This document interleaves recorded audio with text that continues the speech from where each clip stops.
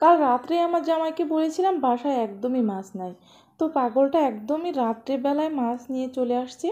এই মাছটার ওজন প্রায় 3.5 কেজি। আমি তো কাটতেই পারছিলাম না, পরে ও একটু কেটে দিল, 2-3 খণ্ড করে দিল, আর আমি পিস পিস করে কেটে নিলাম। বাজার থেকে আষ্টিটা ছাড়িয়ে নিয়ে এসেছিলো।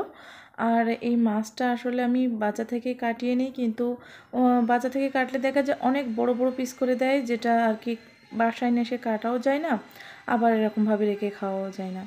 তো আমি কেটে ধুয়ে পরিষ্কার করে লবণ হলুদ মাখিয়ে ভাজতে বসিয়ে দিয়েছি। আমি আর কি বাসায় একটু ছোট ছোট পিস করে মাছ রান্না করি, তাহলে কিন্তু মাছের স্বাদটা বেশি ভালো আসে। অনেক বড় বড় পিস করে কেটে রান্না করি যখন ভুনা করি অথবা কষিয়ে রান্না করি।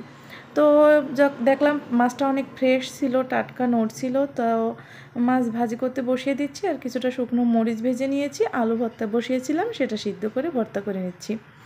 তো আজকে আমাদের এই ছিল রাতের টুকিটাকি খাবার, সাথে তরকারিও ছিল, কিন্তু আলু ভর্তা আর গরম গরম মাছ ভাজি সাথে শুকনো মরিচ ভাজা পেয়ে কেউ আর অন্যদিকে তাকায়নি। তো ভালো লাগলে লাইক কমেন্ট শেয়ার করবেন। সবাইকে অসংখ্য ধন্যবাদ।